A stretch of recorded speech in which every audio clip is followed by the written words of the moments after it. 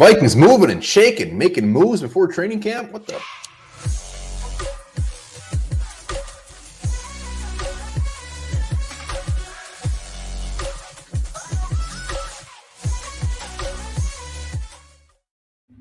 Welcome back to the Onebar Lupagus show. I'm Onebar with Lupagus. Vikings making some moves. We're going to be talking about some players that hit the PUP list and one that got waived. Yeah, and why don't you guys make some moves by watching the vids, commenting, liking, and becoming, obviously, a subscriber and also a YouTube member. Let's take it one step further. All right, so after all of this, just to start it off, the Vikings remain with one roster spot open, but let's get into it. They officially waived undrafted free agent Malik Knowles, a 6'2" wide receiver from Kansas State.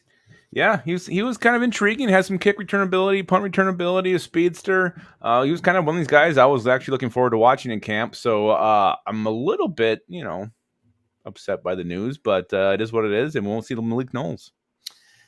And hopefully we see him play for somebody. I'm not, I guess, as torn up as Lupagus. He was a stretch to make the team, but I do love me some undrafted free agent wide receivers. And you know what? Good news is we still have a bunch of them on our team. So that wide receiver room was getting pretty cloudy anyways.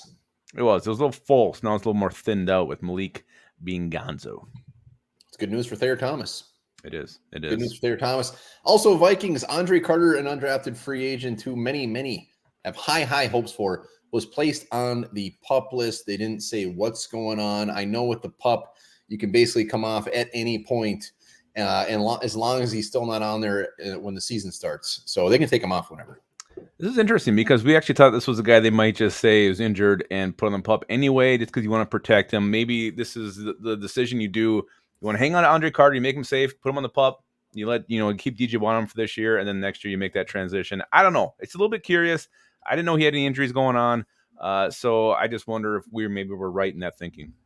Yeah, but I mean, I think the PUP is pretty common this time of year. Like right when training camps start, even if they have anything going on, the fact that they can take them off at any point, Lupagus is going on the conspiracy theory. Well, I'm also thinking that they could bring him back, and then when it comes to final cuts, they put him back on a PUP. Say, oh, no, he is really hurt. This thing flared up again. So to me, this is just setting up a long game. Yeah, I mean, I think he can only go on the PUP once in preseason training camp. I think it's only a one-time thing.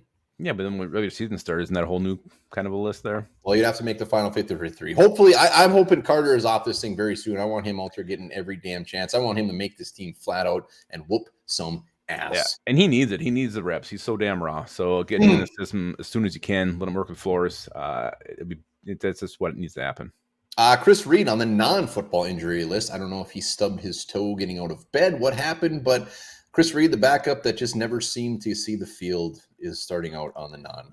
And this was the shit with him last year. He came in, he was hurt, couldn't get on the field, and for a guy who's kind of a bubble player, this isn't a good start for him to make this final 53-man roster. Chris Reed, I had very high hopes for him. I know when we signed him, like, holy shit, he's actually going to be a pretty decent guard. Not looking that way in purple so far. I think we thought he was going to be an all-pro. You know what? I think everybody's going to be an all-pro. Malik Knowles waived, Andre Carter on the PUP, and Chris Reed on the non-football injury list. The Vikings have one roster spot open. But you know what? It's damn good just hearing these moves. I mean, you love it. It's that blood pumping. Yeah. It's that piss purple tonight. It's another sign things are starting. All right, let's know what you guys think of the Vikings' recent moves. And also, don't forget this.